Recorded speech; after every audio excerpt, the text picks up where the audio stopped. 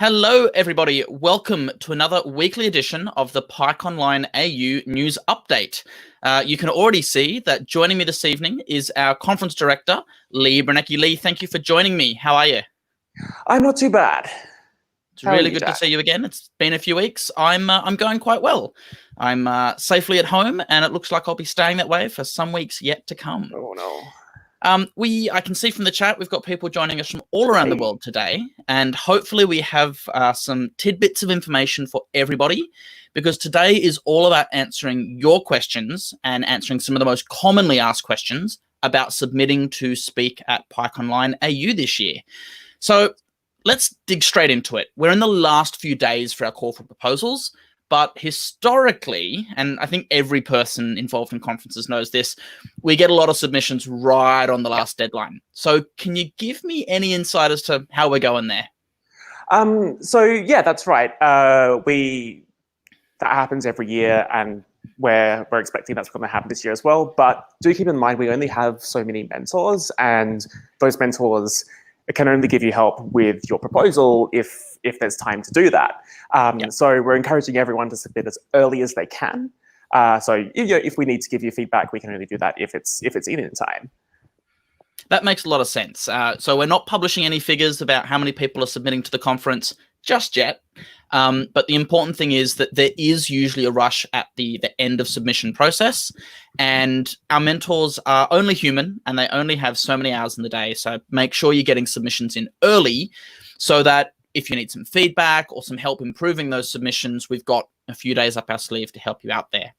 Now, talking of feedback, does that mean that people submitting early, sort of today or already through the conference, might be getting a message from the conference team with feedback? Yeah, so we want everyone to have the best opportunity to actually get into the conference and to speak. So we might be reaching out to some people. We'll also might possibly reach out to you if you've included names or identifiable information, because our first round of our selection process is anonymous. So if you want more tailored and in-depth feedback, the best thing to do is email us, follow the instructions in the CFP document, and ask for that feedback, and we'll give it to you. Fantastic. So what sort of things are we seeing or not seeing in some of those proposals so far? What insights might you have for people that are updating or submitting new talks? What might be missing? So according to the folks that are not part of our anonymous process, who are doing the filtering for us, more detail is the real critical thing. And that's always the big thing when we're looking at submissions. You need to be selling us your talk, and we can't vote for your talk if we don't know what your talk is going to be about. So more detail, always more detail.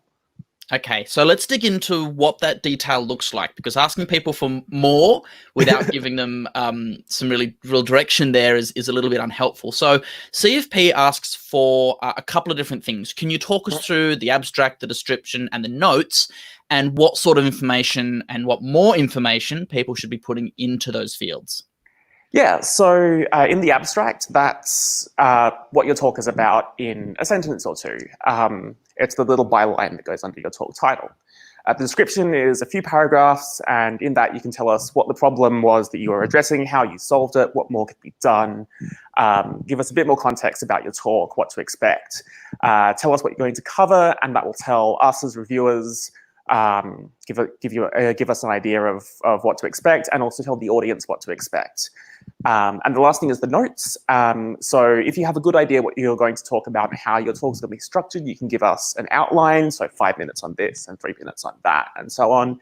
And if you're not sure yet, some points about the packages and projects and concepts and ideas and all of those sorts of things you'll be covering, and a little bit more detail that's sort of just for the reviewers. That makes a lot of sense. And I also want to speak to people who might still be ideating on the structure of their talk. I know I'm guilty of this. Often I'll come up with a really exciting idea. I'm really passionate about it. I want to share it, but there's a few months left to the conference and I haven't sort of written the talk up front. So I don't know what those 5 minutes here or 5 minutes there really looks like. That outline information, regardless of how much depth you can go into, really helps us as a conference team understand your sort of depth of focus on things and your story mapping, if you will. which is a massive part about giving a talk at a conference, online or in person. So a big emphasis on the notes field, just to share that level of insight into your thinking.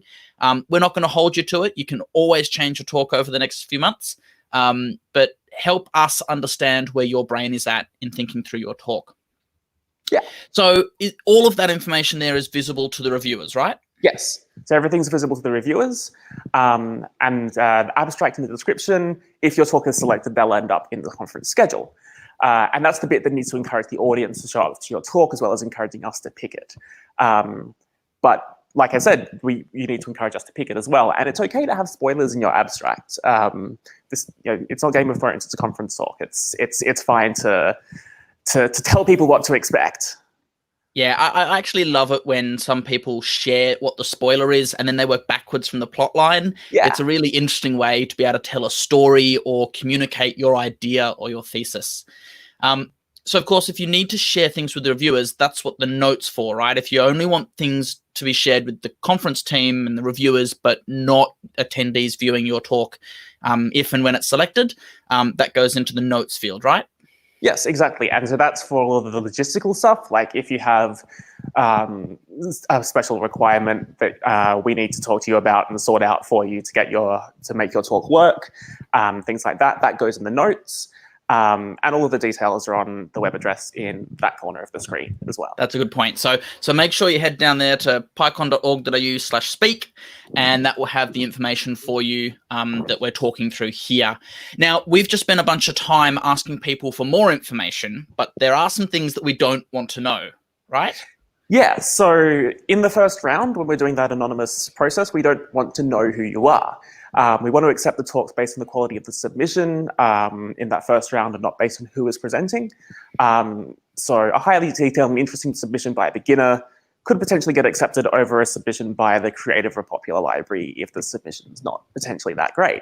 And it's what you bring to the table rather than who you are. And all of those details about who you are and stuff like that, they go in the profile field, which is, again, visible to the audience, but in that first round, that'll be hidden from the reviewers.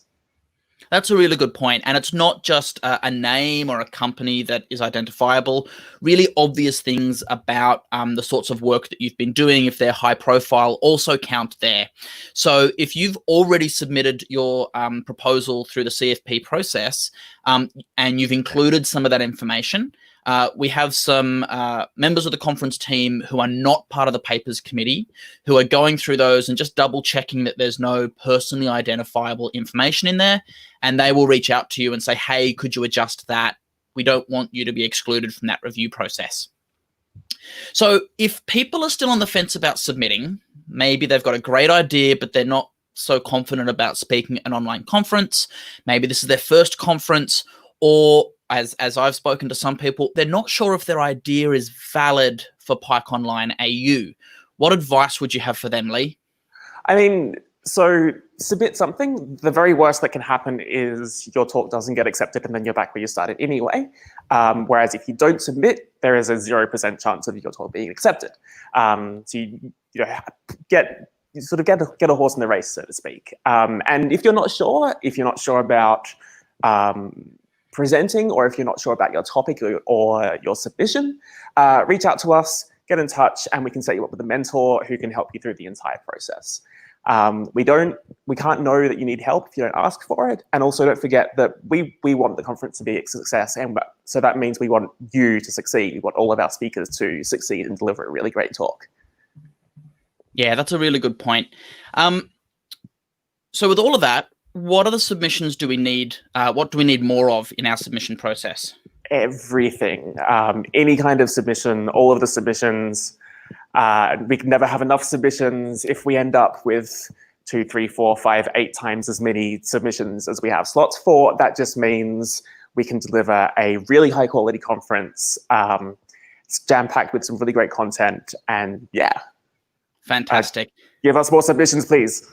More submissions, everybody. Yes, now, always. To get your brains all thinking through what you might want to submit, a quick refresher. First of all, head over to pycon.org.au, check out the program and what our specialist tracks are.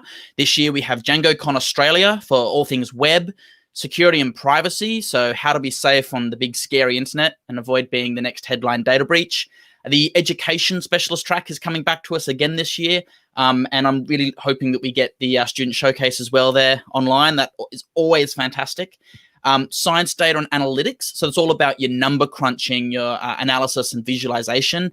Machine learning also fits into our science, data, and analytics specialist track. And I'm quite excited for this one, DevOps, learning from failure. I'm really excited for all 5 of these specialist tracks at PyConline AU. And of course, on top of all of that wonderful, wonderful set of talks, we have the general conference. So if you've got an idea that doesn't fit into the specialist track or might be more broad reaching, make sure you submit it to the general conference too. You can submit to all of these specialist tracks and the main conference through the same submission process. So head over to pycon.org.au/speak for all of that information. It's really important that you get your talks in early and often.